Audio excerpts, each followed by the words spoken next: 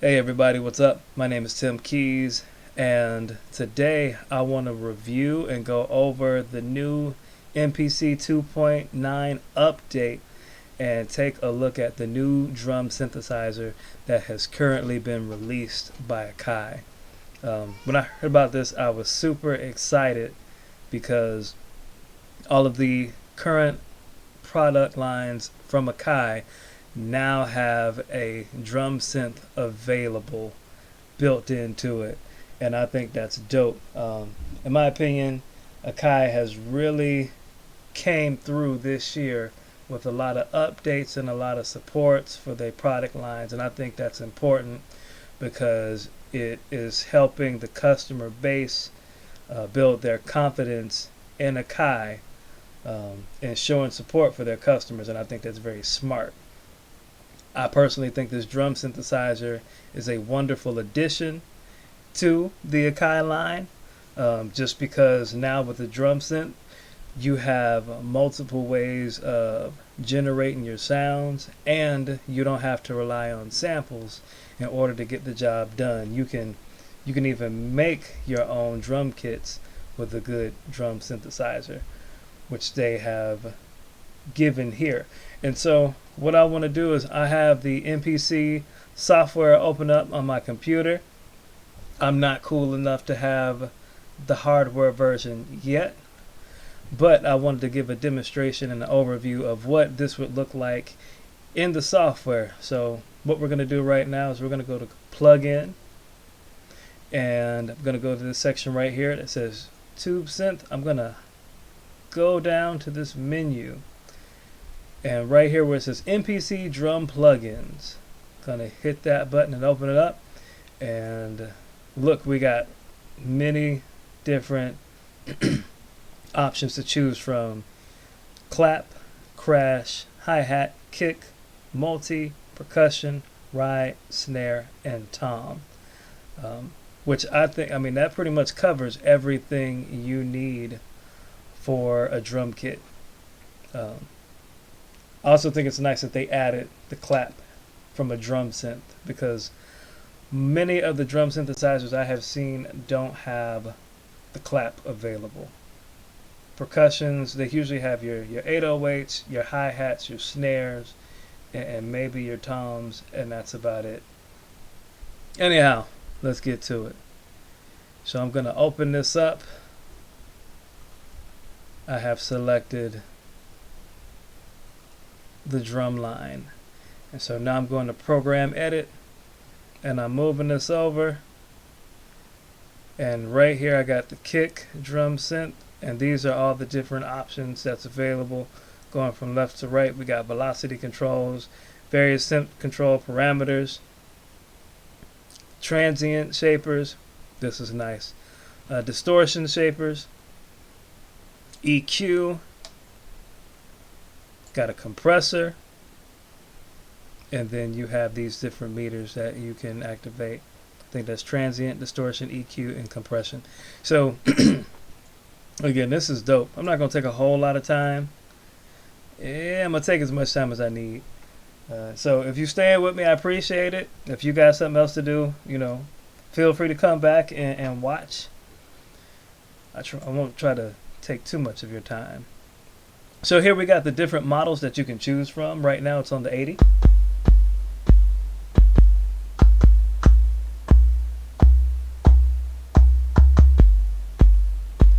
We got 90, which is more of a, I won't say kick drum, but it doesn't have that ring. Maybe more like the 909. Driven 8. There we go.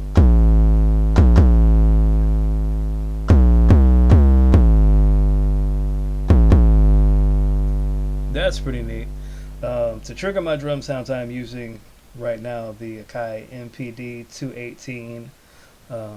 But you also, if you look here, you have this glide feature, one shot, and chromatic vein. You go up the scale.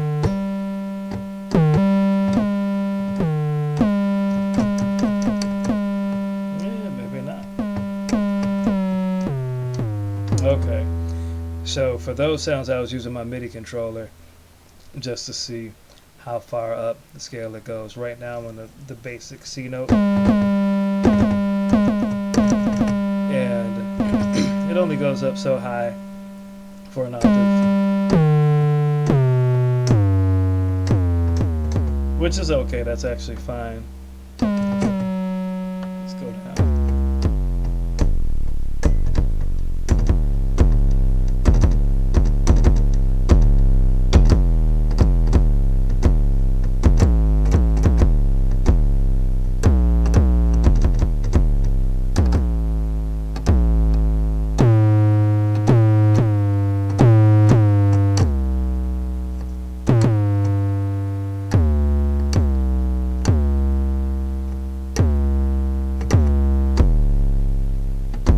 That's cool. Alright.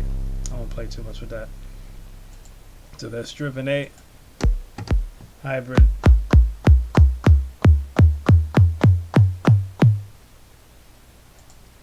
Trance.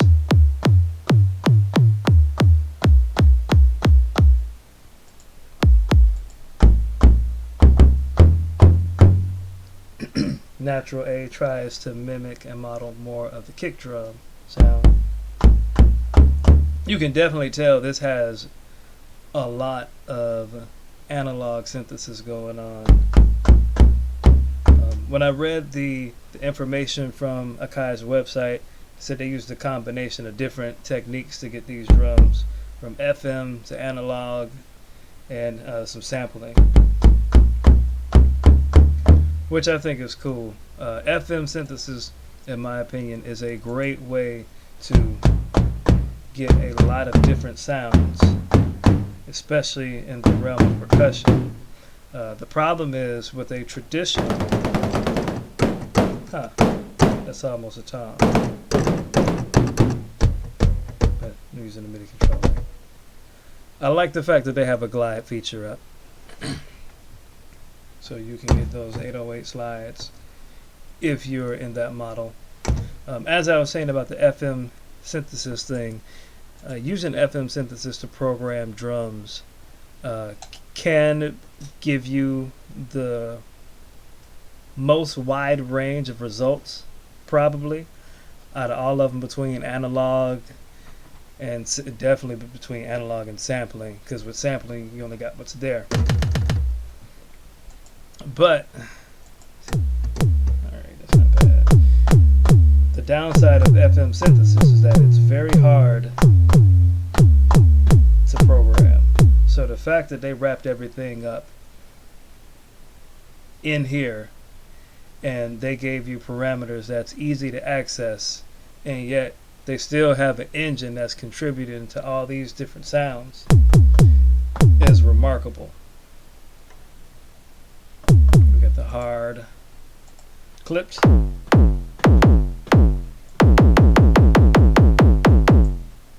Velocity to target. That's cool.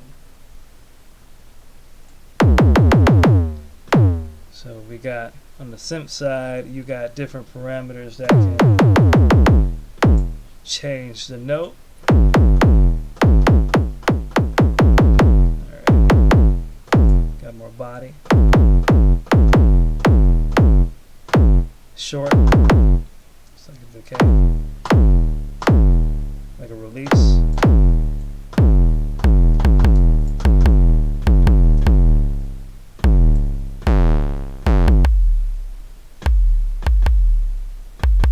I like that.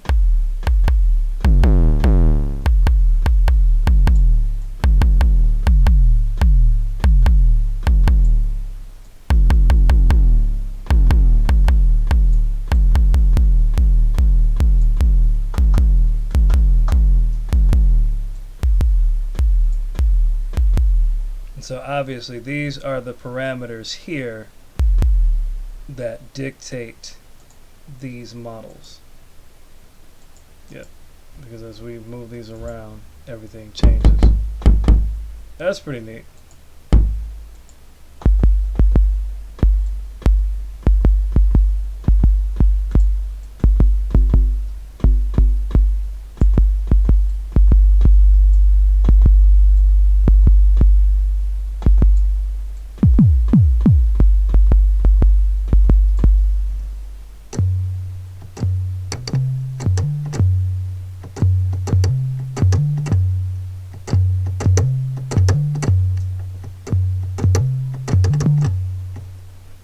Alright, that's pretty neat.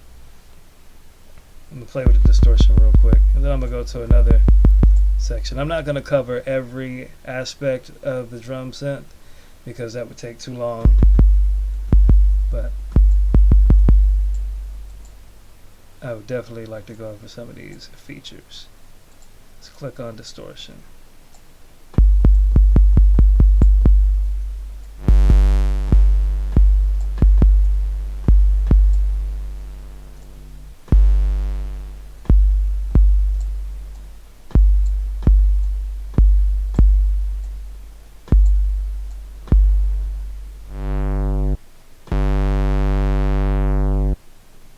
That's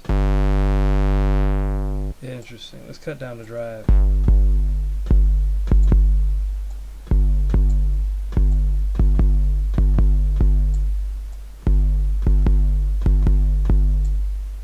Or so.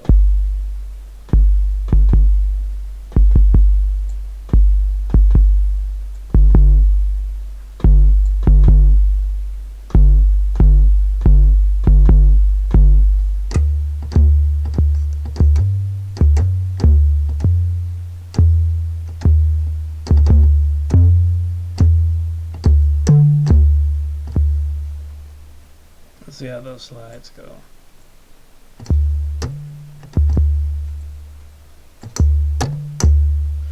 Now I will say this, as I'm playing with it so far, let me see what happens if I take off the one shot.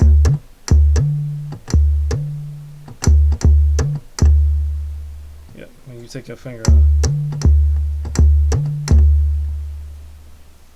I would say if you're trying to do an 808 slide, you're better off using pardon me, the tube synth engine that's in here. You'll probably get more mileage from the kick drums if you're trying to use an 808 slide going that route versus doing it this way. But it's still a nice feature to have.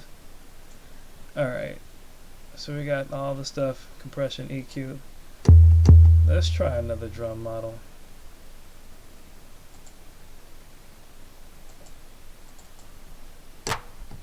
Alright.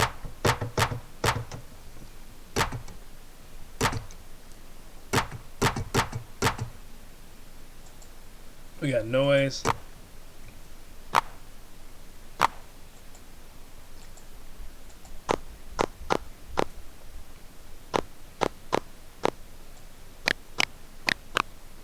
Oh, that's pretty neat.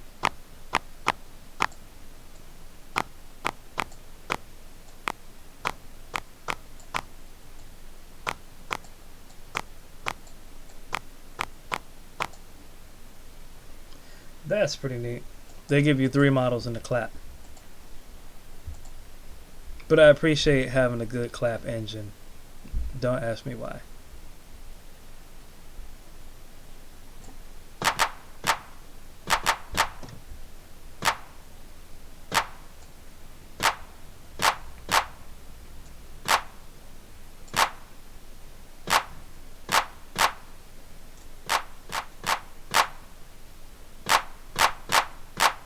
That's cool. Yeah, claps can be hard to program on their own if you into sound design. If you're not into sound design, then this probably don't matter that much to you. But if you're into sound design and you're one of those guys that like to build your own drum kits and stuff from scratch, then programming a clap sound is, or it can be, very difficult depending on what synthesizers you have at your disposal. Yeah, I found that for me, they tend to be the hardest things to program. So it's nice that they have that engine in, and you can get some nice sounds. Again, if you got like a TR-808, then this probably ain't wouldn't appeal to you the same way. But for me, I like it because, again, they give you so many models, and it's very flexible. We got 80s, 90s. There you go, it's your EDM sound.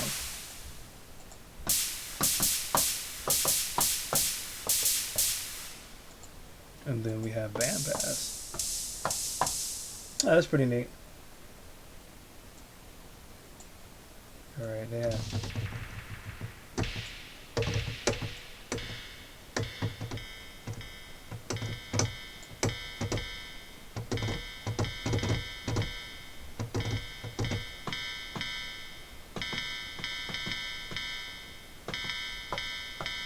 I like that. That's pretty neat.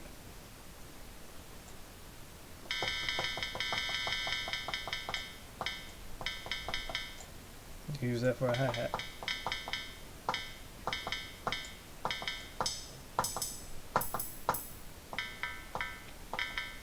Alright. So we have the crash. Do a couple more.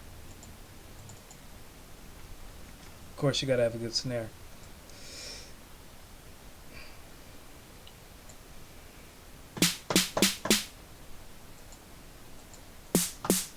$80, $90 natural. Huh.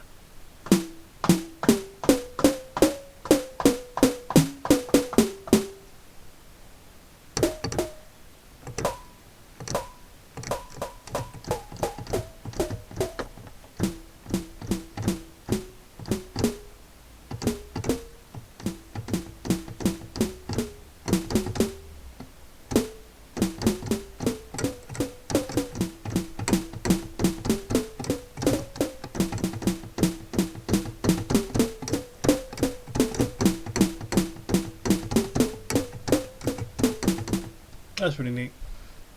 The fact that your tones can be, or your snare can be tuned like that, and you can go up and down the scale of the keyboard. Yeah. That's pretty neat. Not that you can't do this on other stuff, but I find it neat that you have that much flexibility in a drum synth. Let's do that snare. Actually, April Fools, go back. We got ring. What else we got?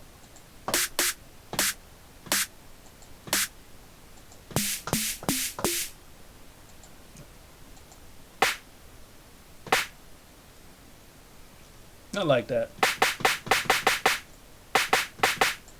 You can add some body to this.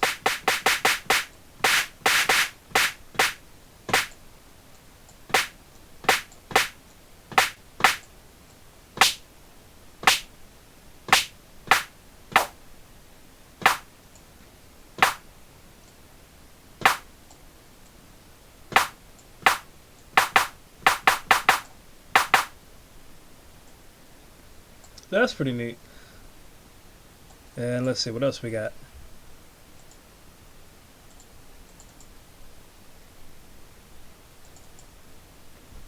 And again we got, okay, 90 natural.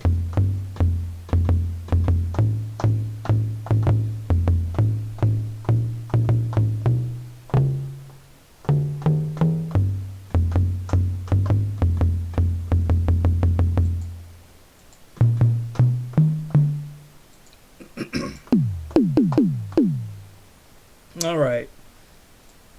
So yeah, that's not bad. That's actually really good.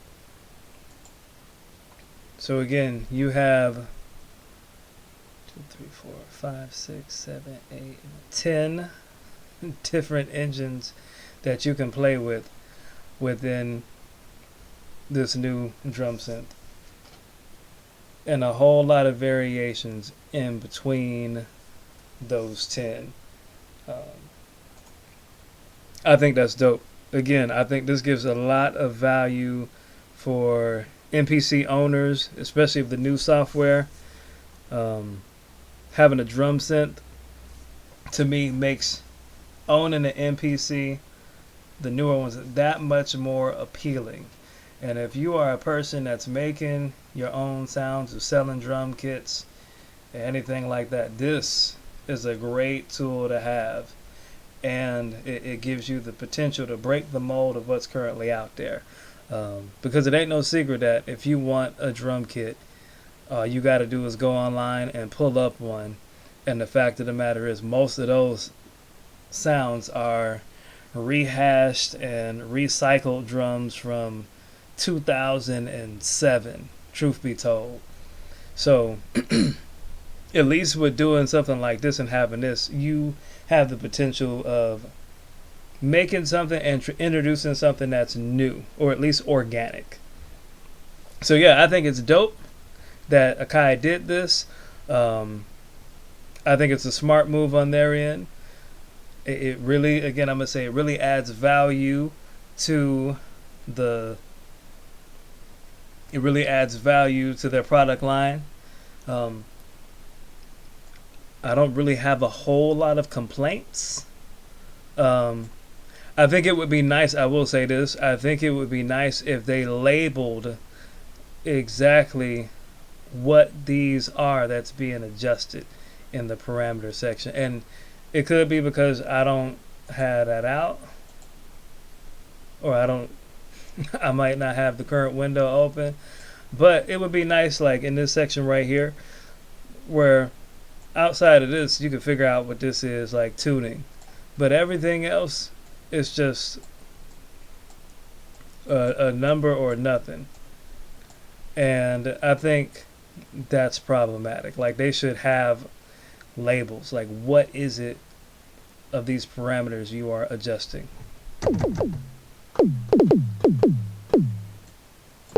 Other than that, I don't have too much of a complaint.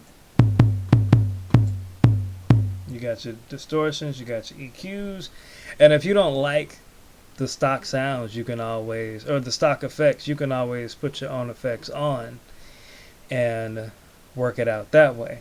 But it's nice that they give you a lot to work with. Shout out to Air, because they really came through on this one, and they are good for providing good quality software. So I think that partnership with Akai and coming out with this was a very smart move. Again, this adds value to the equipment. Let me know what you think in the comment section below. And if you enjoyed, smash that like button. And I will hear from you soon. Peace.